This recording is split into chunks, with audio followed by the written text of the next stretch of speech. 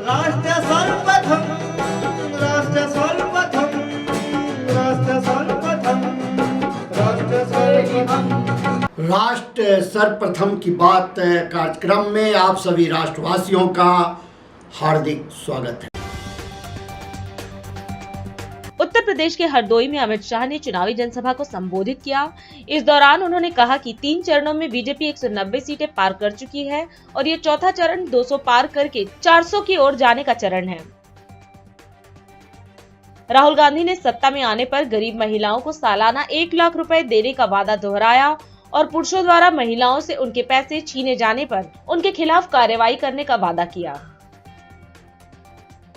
हरियाणा में भारतीय जनता पार्टी सरकार का समर्थन करने वाले 3 निर्दलीय विधायकों ने 7 मई को सरकार से अपना समर्थन वापस लेने की घोषणा की, जबकि कांग्रेस पार्टी ने राज्य में राष्ट्रपति शासन के तहत विधानसभा चुनाव कराने की मांग की, जैसा कि सरकार ने किया है। कांग्रेस नेता जयराम रमेश ने कहा कि सैम पित्रोदा ने एक पॉडकास्ट में भारत की विविधता को दर्शाने के लिए जो उपमाएं तैयार की हैं, वे अत्यंत दुर्भाग्यपूर्ण और अस्वीकार्य है। भारतीय राष्ट्रीय कांग्रेस इन उपमाओं से खुद को पूरी तरह अलग करती है। सुप्रीम कोर्ट उत्तराखंड में बड़े पैमाने पर जंगल की आग से संबंधित एक याचिका पर सुनवाई करने के लिए तैयार है, जिसमें पिछले नवंबर से अब तक 910 घटनाएं दर्ज की गई हैं, जिससे लगभग 1145 हेक्टेयर जंगल को नुकसान हुआ है। भाजपा की भटिंडा लोकसभा सीट से उम्मीदवार को बड़ा झटका लगा है। पंजाब सरकार ने कथित तौर पर अपने आधारों को गलत साबित करने के लिए आईएएस अधिकारी परमपाल कौर सिंधु को स्वैच्छिक सेवानिवृत्ति के अनुरोध को खारिज कर दिया है। 3 स्वतंत्र विधायकों द्वारा अपना समर्थन वापस लेने के बाद हरियाणा में भाजपा सरकार के बहुमत खो देने के एक दिन बाद जननायक जनता पार्टी के नेता दुष्यंत चौटाला ने घोषणा की कि पार्टी नायाब सिंह सैनी के नेतृत्व वाली सरकार के खिलाफ मतदान करेगी। बहुजन समाजवादी पार्टी की राष्ट्रीय अध्यक्ष और उत्तर प्रदेश की पूर्व मुख्यमंत्री मायावती ने अपने भतीजे आकाश आनंद को अपने उत्तराधिकारी और राष्ट्रीय समन्वयक की जिम्मेदारियों से मुक्त कर दिया। पुलिस ने महाराष्ट्र के छत्रपति संभाजी नगर में सेना के एक जवान को गिरफ्तार किया है, जिसने इलेक्ट्रॉनिक वोटिंग मशीन में हेरफेर करने के लिए शिवसेना नेता अंबादास दानवे से कथित तौर पर 2.5 करोड़ रुपए की मांग की थी। दिल्ली में न्यूनतम तापमान 27.5 डिग्री सेल्सियस दर्ज किया गया, जो मौसम के सामान्य तापमान से 2 डिग्री सेल्सियस अधिक है। भारत मौसम विज्ञान विभाग ने बताया कि शहर में आंशिक रूप से बादल छाए रहने की संभावना है। लोकसभा चुनाव 2024 के मद्देनजर प्रधानमंत्री नरेंद्र मोदी ने करीमनगर तेलंगाना में सार्वजनिक बैठक को संबोधित किया। इस दौरान प्रधानमंत्री ने कहा कि कल देश में तीसरे चरण का चुनाव पूरा हो गया है और चौथे चरण का चुनाव अभी बाकी है। उन्होंने विश्वास व्यक्त करते हुए कहा कि जनता के आशीर्वाद से बीजेपी और एनडीए विजय की ओर अग्रसर हैं। वहीं पीएम ने पिछले 10 सालों में किए गए कार्यों का जिक्र किया और कहा कि जनता के एक वोट से दुनिया में भारत 5वीं सबसे बड़ी अर्थव्यवस्था बनकर उभरा है। साथ ही उन्होंने जनता से बीजेपी प्रत्याशी को वोट देने की भी अपील की। साथियों, कल देश में तीसरे चरण का चुनाव पूरा हो गया है। अभी 4 चरण के चुनाव बाकी है। जनता जनार्दन के आशीर्वाद से बीजेपी और एनडीए तेजी से विजय रथ को बहुत जनता जनार्दन आगे ले जा रही है। यहां करीमनगर में तो आपने बीजेपी एमपी की जीत पहले ही सुनिश्चित कर दी है। तेलंगाना के आप सभी लोगों ने 10 साल में मेरा काम देखा है। आपके एक वोट से भारत विश्व में 5th लार्जेस्ट 5वीं सबसे बड़ी इकोनॉमी बन गया। आपके एक वोट ने जम्मू कश्मीर से 370 को खत्म कर दिया। आपके एक वोट से भारत डिफेंस इंपोर्टर से डिफेंस एक्सपोर्टर बन गया। ये आपकी वोट की ताकत है। इसके कारण देश में ये सब कुछ हो पा रहा है। साथियों, चाहे भारत की बात हो, चाहे तेलंगाना की बात हो, हमारे देश में सामर्थ्य की कभी कमी नहीं रही। भाइयों बहनों, पिछले 10 वर्षों में एनडीए ने हर सेक्टर को, भाजपा और एनडीए ने हर सेक्टर को आगे बढ़ाने का काम किया है। हम फार्मिंग सेक्टर को मॉडर्नाइज कर रहे हैं। हमारा जो खेती है, किसानी है, हमारा जो रायतू बंधु है, नेचुरल फार्मिंग, नैनो यूरिया और ड्रोन को प्रमोट कर रहे हैं। आज किसान को किसान सम्मान निधि मिल रही है। किसानों को फसल बीमा योजना का लाभ मिल रहा है। आज कौशल विकास से लेकर आर्थिक सहायता तक हर स्तर पर भाजपा सरकार आपके साथ खड़ी है। बीजेपी हमेशा नेशन फर्स्ट, राष्ट्र प्रथम के सिद्धांत पर चलती है। साथियों, आने वाली 13 मई कांग्रेस बीआरएस के पापों का हिसाब लेना है।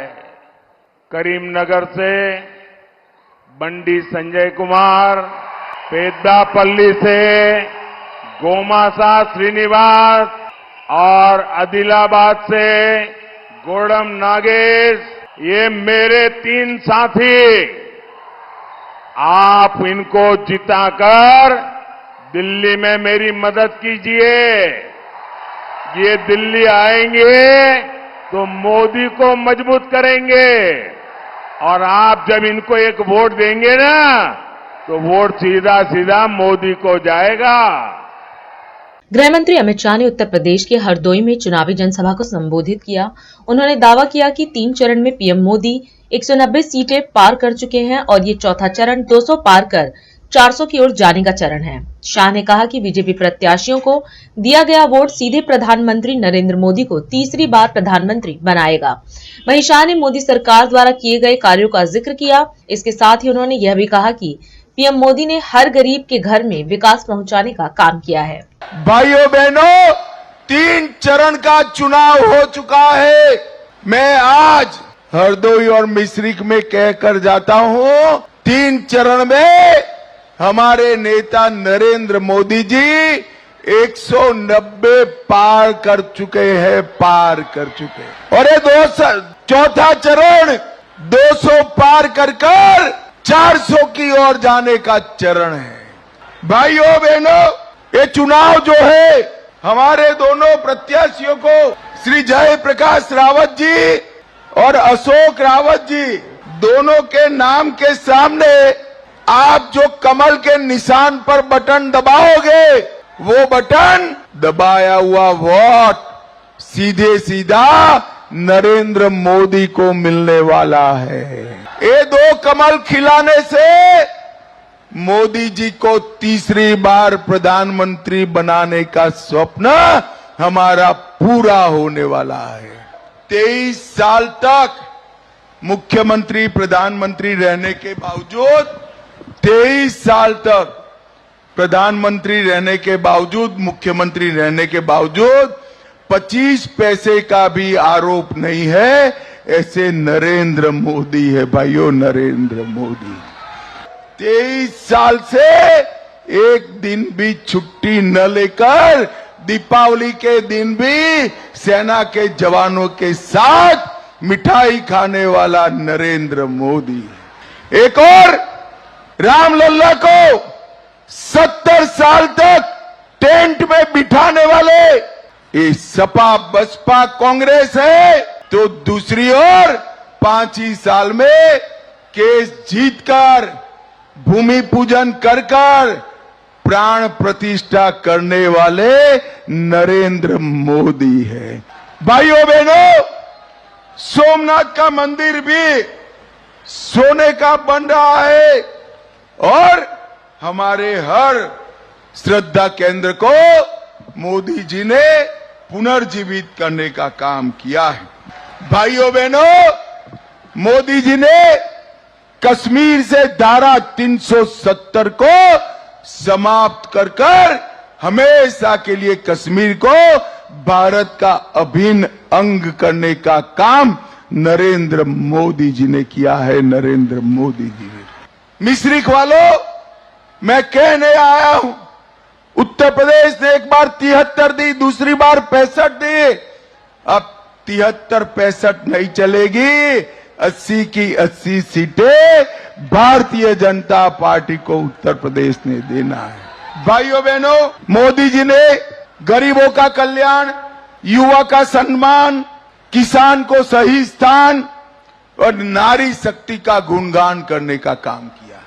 नरेंद्र मोदी जी हमारे हरदोई मिश्रिक के किसानों को, युवाओं को, माताओं को और गरीबों का कल्याण करना चाहिए। नरेंद्र मोदी जी ने हर गरीब के घर में विकास पहुंचाने का काम किया। हर किसान 2,47,00,000 किसानों को 6,000 रुपया दिया। 10 लाख महिलाएं लखपति दीदी बनी। 2 करोड़ नल से जल दिया। 3,40,00,000 आयुष्मान भारत का 5 लाख तक का फायदा दिया। 3,40,00,000 शौचालय बनाए। 14 करोड़ गरीबों को 5 किलो अनाज दिया। 2 करोड़ गरीबों को उज्ज्वला का गैस का सिलेंडर दिया। 50 लाख घर बनाए और 2 एम्स, एक IIIT और एक निफ्ट बनाने का काम नरेंद्र मोदी जी ने किया। भाइयों बहनों, मोदी जी के नेतृत्व में, योगी जी के राज्य सरकार में, डबल इंजन सरकार में आज उत्तर प्रदेश उत्तम प्रदेश बन रहा है, विकसित प्रदेश बन रहा है। मैं आज फिर से एक बार पूछना चाहता हूं, हरदोई मिश्रिक वालों, हमारे दोनों रावत प्रत्याशियों को बहुमत से जिताएंगे क्या? जोर से बोलो, जिताएंगे? मोदी जी को फिर से प्रधानमंत्री बनाएंगे? 400 पार करेंगे? कांग्रेस महासचिव प्रियंका गांधी ने उत्तर प्रदेश के रायबरेली में जनता को संबोधित किया। इस अवसर पर मीडिया को संबोधित करते हुए प्रियंका ने राहुल गांधी के नेतृत्व में की गई भारत जोड़ो यात्रा का जिक्र किया और साथ ही जनता को गारंटी दी, जिनमें महिलाओं को 1 लाख रुपए सालाना, आशा आंगनवाड़ी महिलाओं का मानदेय दुगना, नौजवानों के लिए रोजगार आदि शामिल हैं। वहीं उन्होंने जनता से राजनीति को बदलने के लिए वोट की अपील की। आप हमारे परिवार का रिश्ता रायबरेली क्षेत्र से अच्छी तरह जानते हैं। जब सरकारें नहीं रही तो जितना काम हम अपनी तरफ से करा सकते थे, पार्टी की तरफ से करा सकते थे, हमने कराया। इन सब चीजों के बारे में आप अच्छी तरह इसलिए जानते हैं क्योंकि आपका अपना अनुभव रहा है।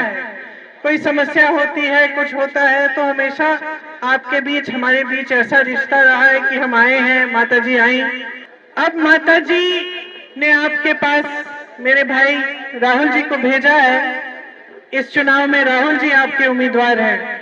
4000 किलोमीटर राहुल जी कन्याकुमारी से कश्मीर तक पैदल चले और फिर उसके बाद मणिपुर से लेकर मुंबई तक उन्होंने यात्रा की। और ये यात्रा क्या थी? चाहे वो पैदल यात्रा थी, चाहे वो मणिपुर से मुंबई वाली जो उन्होंने जीप में यात्रा की, ये यात्रा क्या थी? ये आपकी समस्याओं को समझने वाली यात्राएं थी। कुछ ऐसी गारंटी है जो हम इस चुनाव में लाए हैं। हम इनको गारंटी इसलिए कहते हैं क्योंकि हमने करके दिखाया प्रदेशों में और हम करके दिखाएंगे। क्या है ये गारंटी?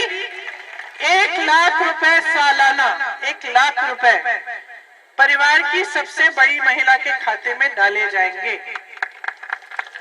8,500 रुपए हर महीने बनते हैं।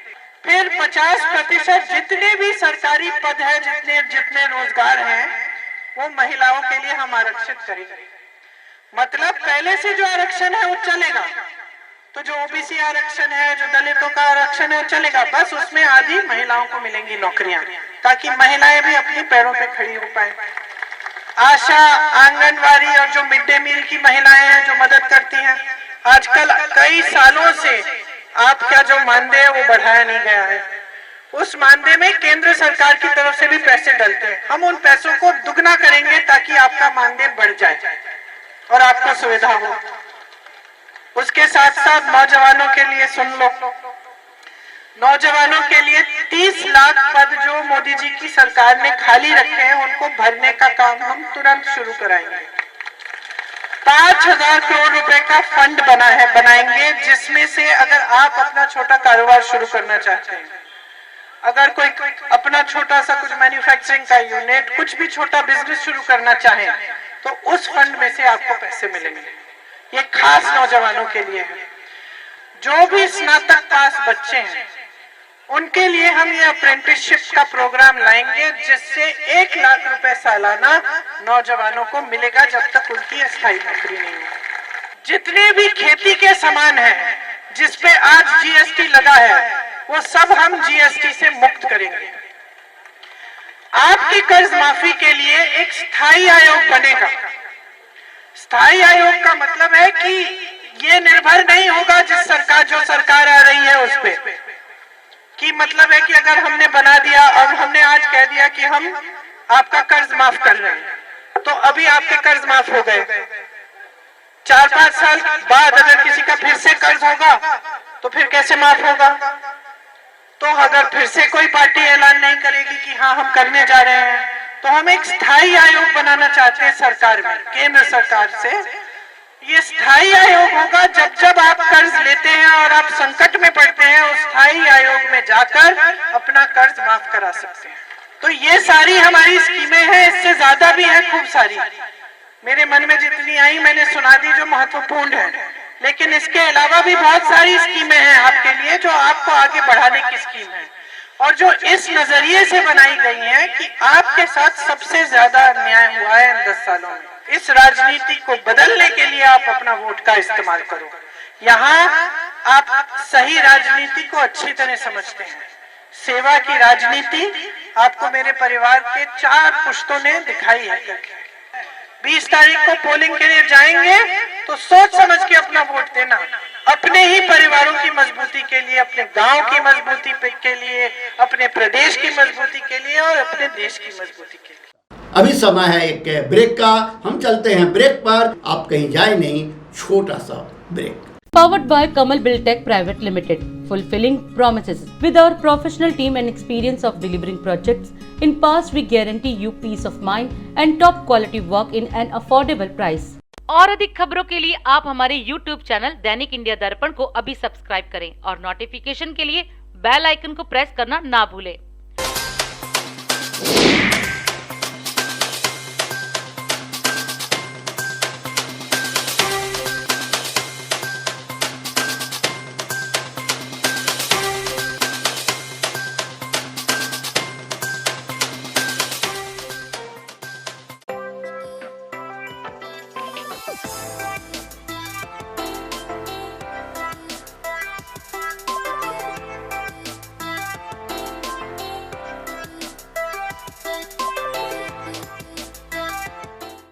राष्ट्र सर्वप्रथम की बात कार्यक्रम में ब्रेक के बाद एक बार फिर आप सभी राष्ट्रवासियों का स्वागत। उत्तर प्रदेश के मुख्यमंत्री योगी आदित्यनाथ ने अकबरपुर लोकसभा क्षेत्र में आयोजित जनसभा में प्रतिभाग किया। इस दौरान सीएम योगी ने जनता को संबोधित किया और कहा कि अब तक लोकसभा चुनाव 2024 के तीसरे चरण का मतदान संपन्न हो चुका है और चौथे चरण का मतदान होना है। तीनों चरणों में हुए चुनाव ये बताते हैं कि पूरे देश में एक ही आवाज है, एक बार फिर मोदी सरकार। वहीं उन्होंने मोदी सरकार की उपलब्धियों की प्रशंसा की और अकबरपुर लोकसभा सीट से भाजपा प्रत्याशी के समर्थन में वोट की अपील की। लोकसभा चुनाव 2024 3 चरणों के चुनाव संपन्न हो गए हैं और चौथे चरण में आपको भी मतदान करना है। अब तक लोकसभा 2024 के आधे चुनाव संपन्न हो चुके हैं। तस्वीर और रुझान इस बात को बताते हैं कि पूरे देश के अंदर एक ही आवाज है कि फिर एक बार, बहनों भाइयों, फिर एक बार मोदी सरकार और अब की बार 400 पार के इस नारे ने ऐसा जादू किया कि विपक्षी दल चारों खाने चित्त हो गए। और इसीलिए आज मैं आप सबसे अपील करने के लिए आया हूं। ये चुनाव भारत को बनाने का चुनाव है। आपका एक वोट नए भारत का दर्शन करा रहा है। 2014 में आपने मोदी जी के समर्थन में अपना मत दिया, आपका वोट पड़ा, परिणाम हम सबके सामने है। एक नया भारत दुनिया में सम्मान प्राप्त कर रहा है, देश की सीमाएं सुरक्षित है, आतंकवाद और नक्सलवाद समाप्त हुआ है और विकास के बड़े बड़े कार्य भी हो रहे हैं। मुझे बताया गया, यहां पर पहले भी बताया गया था और हम सर्वे भी करा रहे हैं कि अगर यहां पर गन्ने की गुंजाइश होगी तो चीनी मिल लगाने की जो कार्रवाई हमारी सरकार ने प्रारंभ किया है, हम जरूर इथेनॉल और शुगर कॉम्प्लेक्स की इस व्यवस्था को सर्वे की रिपोर्ट आने के साथ ही इस कार्यक्रम को आगे बढ़ाएंगे। और बहनों भाइयों, ये विकास आज जो डिफेंस कॉरिडोर के रूप में हो रहा है, महाना जी उस समय उद्योगिक मंत्री थे जब डिफेंस कॉरिडोर का हम लोगों ने शिलान्यास कराया था प्रधानमंत्री जी से। आज यहां पर बनी हुई तोप जब सीमा पर गरजेगी तो कानपुर का भी नाम उसमें आएगा, उत्तर प्रदेश का भी नाम आएगा। और जब दुश्मन देश के लोग धराशायी होंगे तो उसके साथ भारत माता की जयकारा के साथ आपका भी नाम आएगा, आपके क्षेत्र का नाम भी आएगा कि वाह, ये यूपी के डिफेंस कॉरिडोर में बनी हुई तोप है, वहां बना हुआ गोला है। अभी पिछले दिनों तो मैं आया था ना आपके यहाँ पे, एक कारखाने का उद्घाटन करने के लिए मैं आया था यहाँ कानपुर में, और उस समय हम लोगों ने यहाँ पे जो गोला बारूद तैयार होता है, आज जो केवल भारत के लिए नहीं दुनिया को जा रहा है कानपुर में बना हुआ गोला बारूद। और बहनों और भाइयों, ये केवल भाजपा कर सकती है। और गरीब कल्याणकारी की बात तो क्या, कितनी योजनाएं बनी है, राशन फ्री, उपचार फ्री, बेटी की शादी के लिए पैसा दिया जा रहा है, बेटी के जन्म लेने से लेकर के स्नातक तक की पढ़ाई फ्री, उसको अलग से अनुदान भी देने की व्यवस्था कर दी गई है। और बेटी और व्यापारी की सुरक्षा की पुख्ता व्यवस्था करने के साथ साथ आज सरकार ने यह भी व्यवस्था कर दी है कि अब व्यापारी से कोई रंगदारी नहीं वसूली कर सकता, बल्कि व्यापारी को पीएम स्वनिधि योजना के साथ जोड़ करके आर्थिक स्वावलंबन की ओर अग्रसर किया जा रहा है। बहनों और भाइयों, प्रदेश की 25 करोड़ जनता की सुरक्षा की जिम्मेदारी हमारी है और इसमें सेल लगाने की किसी को छूट नहीं देंगे। विरासत का सम्मान करना है, विकास की मुख्य धारा के साथ जोड़ना है और उसी को जोड़ने के लिए आज हम लोग आए हैं। विरासत और विकास और गुलामी के चिन्हों को समाप्त करने का जो अभियान भारत के अंदर प्रारंभ हुआ है, हम भी अपने एक वोट से इसमें सहभागी बन सकते हैं। ये मोदी की गारंटी है, ये होकर रहेगा। और इसीलिए 13 मई के लिए अभी से आप भी भोले बन जाइए, मोदी जी का प्रतिनिधि बन जाइए, घर घर जाइए, घर घर जाइए, लोगों को बताइए कि आपका कमल चुनाव चिन्ह पर पड़ने वाला वोट मोदी जी के खाते में जाएगा। विकसित और आत्मनिर्भर भारत के निर्माण का मार्ग प्रशस्त करेगा।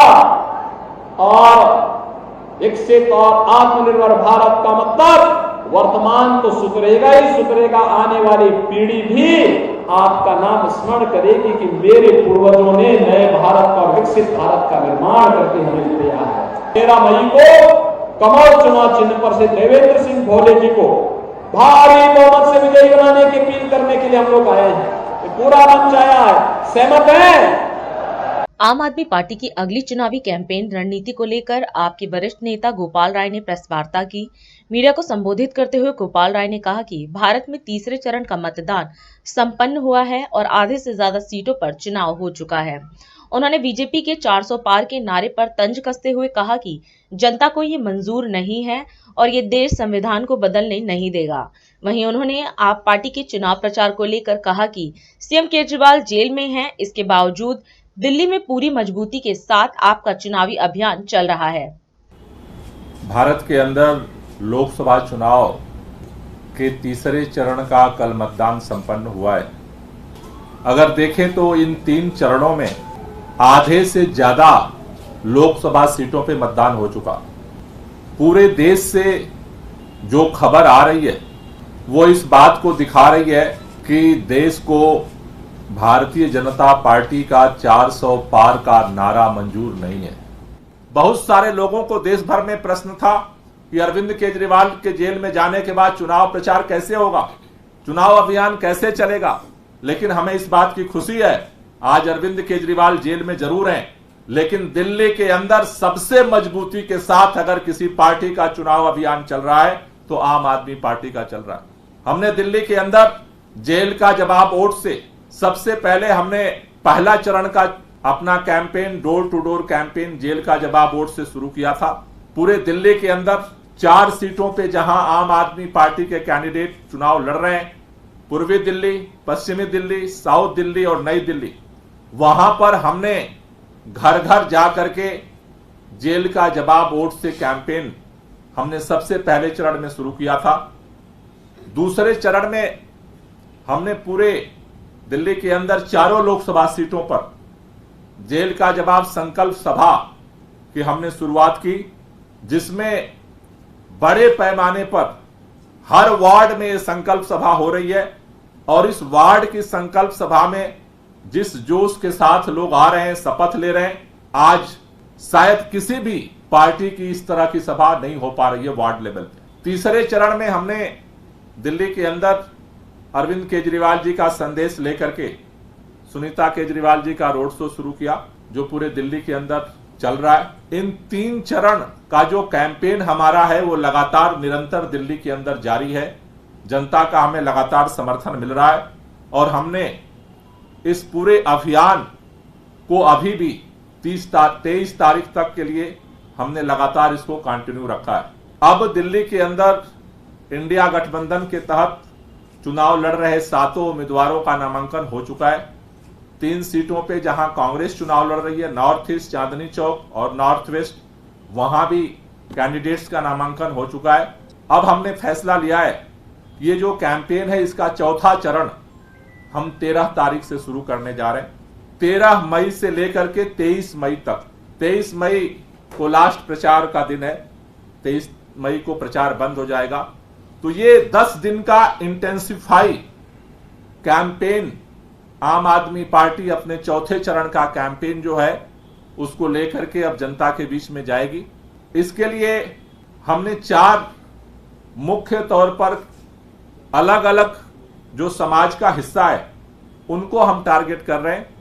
जो हमारा जो चौथे चरण का कैंपेन है उसमें हम पूर्वी दिल्ली लोकसभा से ट्रेड टाउन हॉल हम शुरू करेंगे, जो सभी लोकसभाओं में अलग अलग जगहों पर आयोजित किया जाएगा।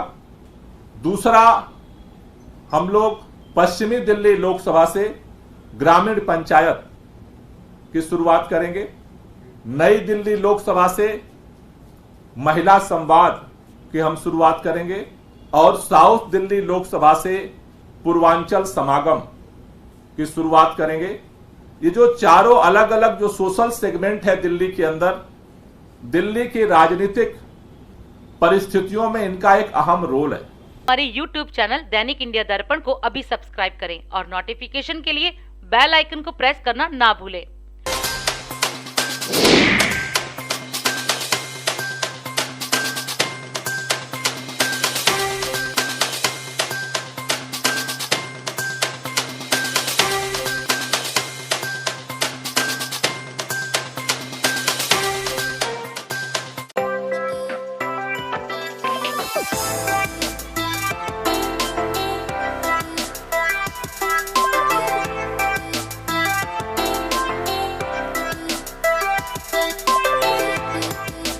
आज हम इस कार्यक्रम में आपसे विदा लेते हैं। आप अन्य खबरों के लिए बने रहे। राष्ट्र सर्वप्रथम, वंदे मातरम, जाग उठा है भारत। राष्ट्र सर्वप्रथम, राष्ट्र सर्वप्रथम, राष्ट्र सर्वप्रथम, राष्ट्र सर्वप्रथम।